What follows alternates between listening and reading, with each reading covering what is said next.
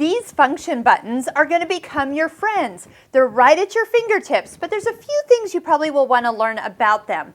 So first off, the start-stop button. This will be used mostly for embroidery, but watch, if you push it, the machine will sew without you having to put your foot on the foot control. Now, at full speed, that's going to really get fast quickly.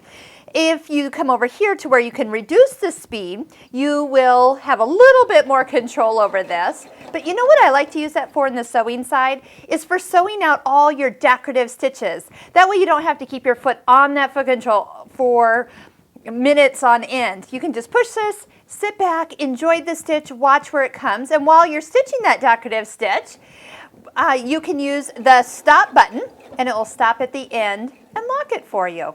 All right, we know what the selective thread cutter does. That always cuts the thread when you do it. And notice when you use the thread cutter, the fix button is lit up. And that button is a locking stitch for the next time you start to sew. So when you step on your foot control, foot lowers, there's 1, 2, 3, 4 stitches that happen before it starts into the stitch that you have selected. Now, while I'm sewing, if I touch the fix button, it automatically starts to lock right when you touch it, which I love the fact that it's like on-demand locking stitch. Look, it's still on, so that means when I start again, I'm going to get locking stitches again. So there's going to be a lot of locking stitches right in that exact point where I'm at right now. But let me show you something else about the fix button. All right, so if you push it while you are stopped, it's going to do the locking stitches, but then keep going. So keep in mind when you press it, when it's going to do the locking stitches and what's going to happen at the end. So one I was with while I was sewing and one I wasn't. You're going to just need to practice that and see the difference. I'm going to go ahead and cut my thread and kind of start over for the next little bit here. Now, I'm going to come back to the selective thread cutter. There's one more thing in there. But let's go ahead and talk about the needle down feature. So right now the needle is always stopping up, which is great. But when you have it set to stop in the down position, notice the foot, it pops up and hovers.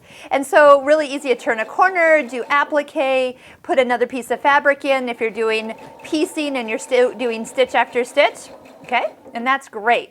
Now, if you are going to take your fabric out, you need to needle up and then raise the foot or cut the thread and everything. So here's a quick, easy way. Back to that selective thread cutter. When you get to the end of your fabric, if you want it to lock and cut all at the same time, touch the selective thread cutter while you're sewing. You're going to get the locking stitches, the cut, and the lift all at once. Now that's going to take a little coordination because that means that you need to know when you're getting to it and when to press it. Lock, lock, lock, and then the cut and the lift. I think that's my favorite. Okay, speaking of lifting the foot up, you have your presser foot lift up. And if you push it, it'll happen and go up a little bit higher. Look how much room I have. I can put my whole finger underneath. Great for really thick fabrics here.